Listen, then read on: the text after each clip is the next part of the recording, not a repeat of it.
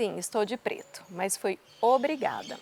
Essa pessoa que eu vou entrevistar me avisou. Eu quero você de preto, porque você vai ser aquela que não tem emoção. Eu quero você totalmente separada de mim. Ok, obediente que eu sou, e estou ficando cada vez mais, mesmo porque ela me colocou no meu lugar. Eu vou deixar que ela ser presente, porque hoje é aniversário dela, então eu tô fazendo o que ela quer. Eu estou bem legal. Então conta aí, quem é você? Uma Leninha de 48 anos. Então a de hoje não é a de ontem, não será a de amanhã, graças a Deus, mas a de hoje tem 47 anos, fazendo 48 exatamente hoje, no dia que eu gostaria de soltar essa entrevista. Então essa sou eu. Mas a gente está falando de quantas exatamente que habitam em você? Tem um livro que, 1860, O Médico e o Monstro, que ele deu à luz de que poderíamos ser várias pessoas. Então, que a gente era como se fosse uma multidão de pessoas incongruentes e incoerentes que habitavam dentro do mesmo ser. E eu venho sentindo muito isso com o passar dos anos. Eu sou múltipla, eu sou um monte de gente. Isso já chegou a me incomodar. Eu não gostaria de falar em quantidades, porque acho que isso gera uma comparação das pessoas. Eu não gostaria de falar por eu gostaria de falar de um sofrimento que eu tive uma vez, eu tive uma depressão pós-parto, e nessa depressão o que mais me incomodava é que tinha uma multidão que falava na minha cabeça. Eu cheguei no médico e falei assim, pelo amor de Deus, o que me incomoda é esse monte de gente falando na minha cabeça. E eu resolvi isso de uma forma. Eu tive que fazer um tratamento alopático que eu não gostaria de fazer, fiz, mas eu me comprometi a partir daí que o que acontecesse dali para frente ia dar o meu melhor para que eu não fosse para aquele fundo do poço que de fato eu cheguei. E uma das formas, aquelas vozes se calaram, mas não é que aquelas vozes se calaram, essa multidão, ela continuava falando. Eu comecei a me observar mais, me olhar de fora, e é por isso que eu te coloco aí do outro lado, que para mim, eu até te coloquei de preto por isso, que para mim você é essa pessoa que me olha e que não tem envolvimento comigo mesma. Você é essa que me pergunta todo dia, você não se envolve com o emocional. Então eu respondo para essa pessoa. Eu organizei essa multidão que me fala, aceitando algumas, tirando outras, então eu acredito que eu estou mais organizada nessa multiplicidade.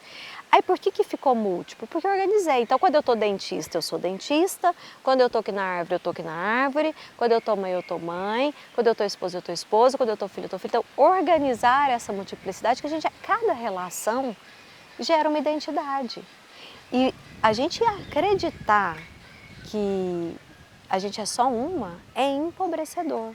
A gente não tem como ser uma. Cada relação a gente ama, somos extremamente relacionais. Então, eu acho que eu estou aprendendo, não acho que eu aprendi totalmente não, tanto é que eu estou super ansiosa nessa entrevista.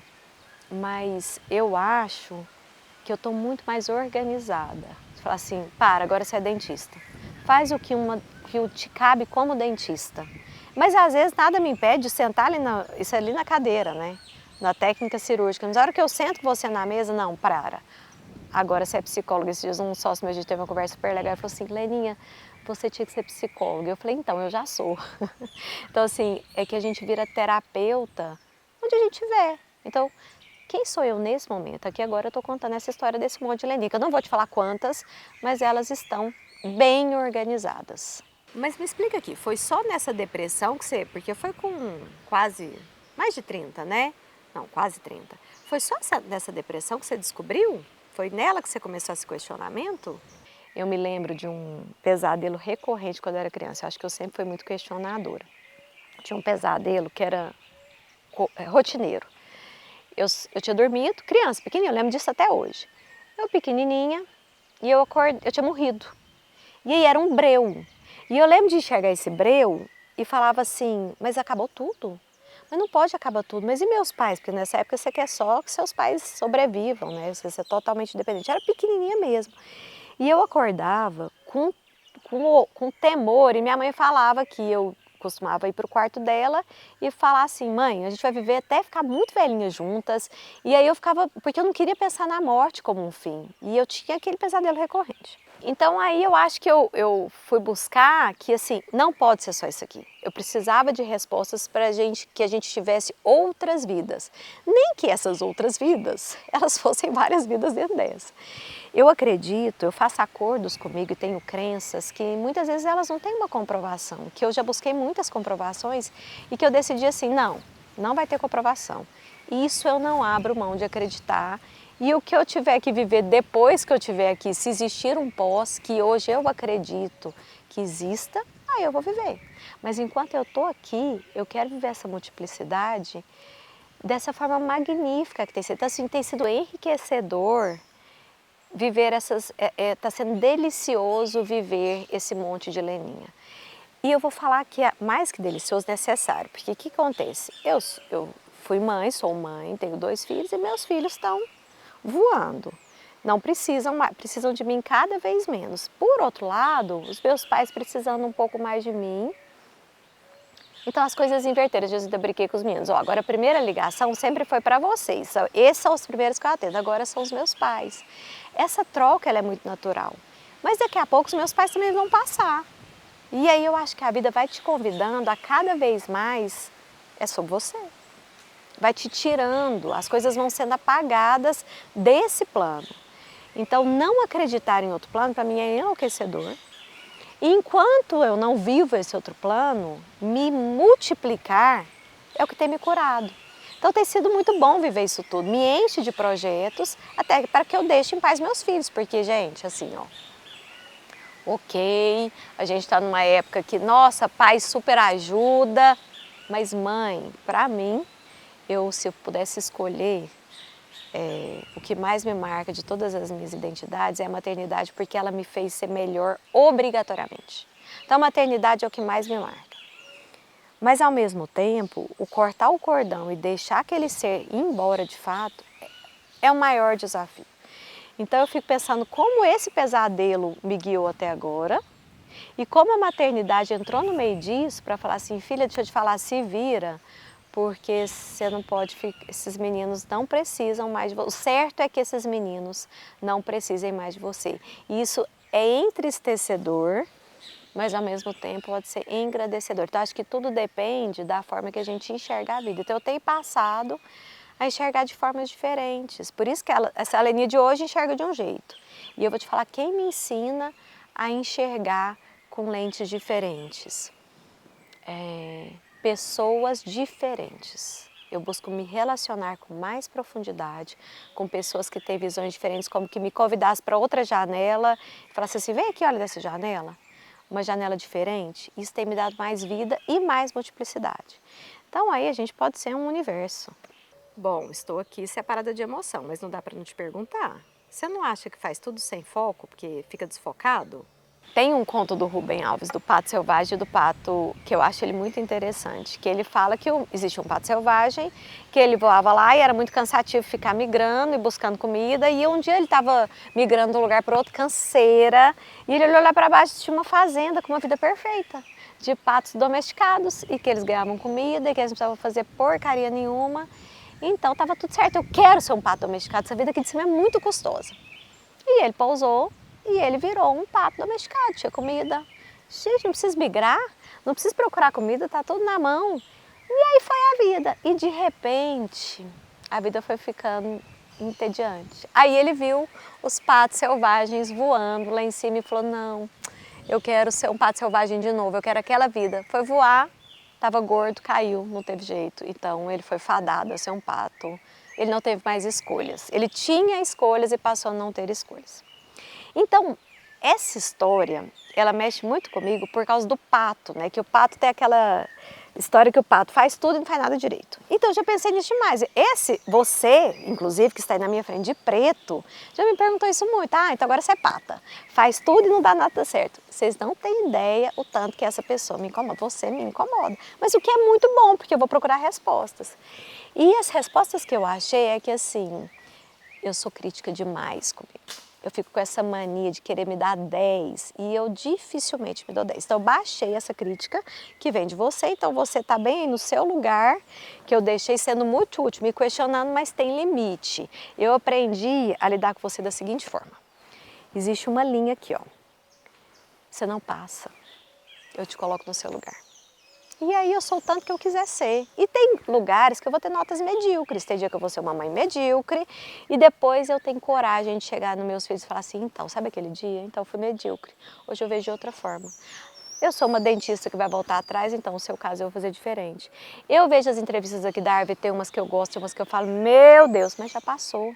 E todas elas constroem essa Leninha que são hoje.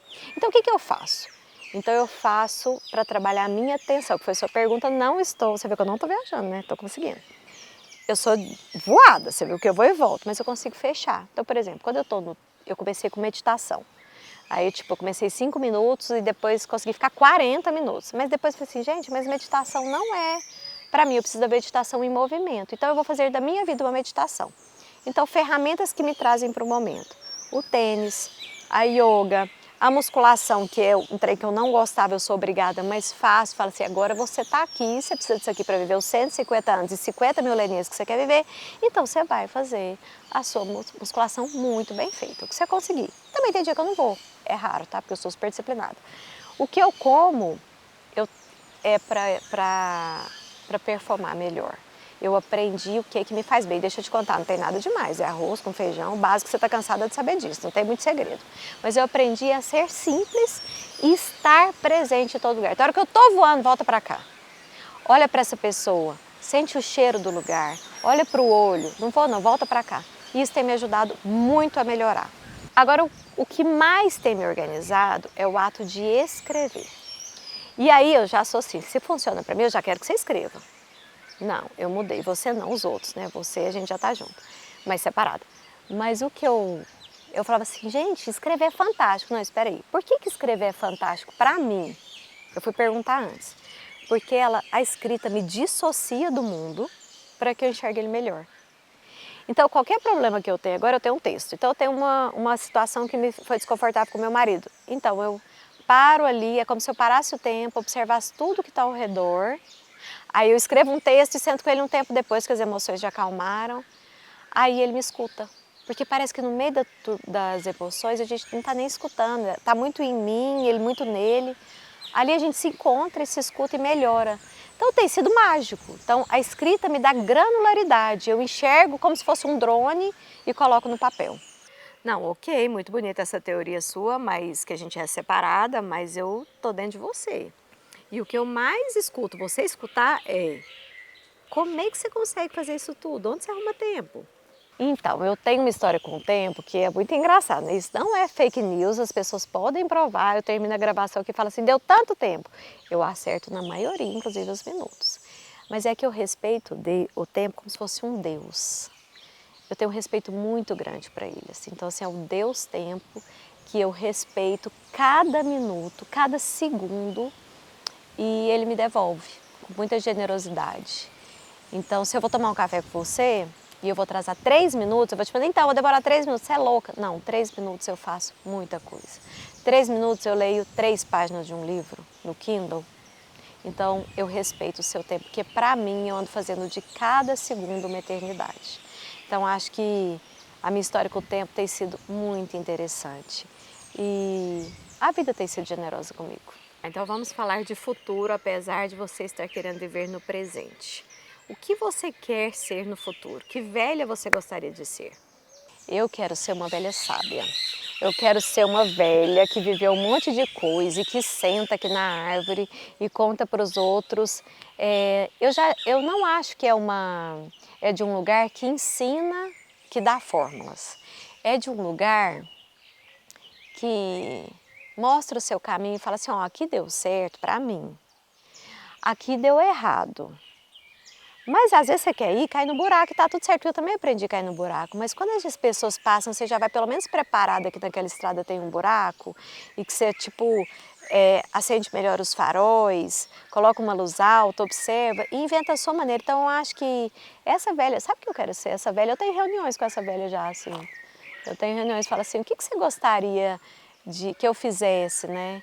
E ela me fala muito do tempo, ela fala assim, eu gostaria que você degustasse mais o tempo, porque ele é implacável. Apesar dele ter sido generoso, quando eu falo 48 anos, eu falo, putz, eu já vi tanta coisa, tanta coisa. tanta coisa boa, já vivi poucas coisas ruins. É desse lugar de privilégio que eu falo.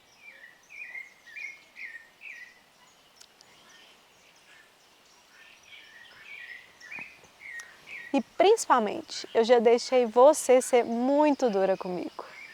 E aquele negócio de aliar-se a um inimigo é a melhor forma. Então hoje eu te coloco no seu lugar e você é uma grande aliada. Você me ajuda a ser melhor. Mas você não passa por cima de mim mais. De nós, né? Sem emoção. Eu realmente gostei muito dessa entrevista. Eu achei que você melhorou muito e sabe que eu sou uma que não se envolve emocionalmente. Esse é o pedido e é para que estou. E você realmente conseguiu me controlar mais. Eu acho que a gente está sendo uma dupla muito interessante. Por isso eu queria te entregar isso.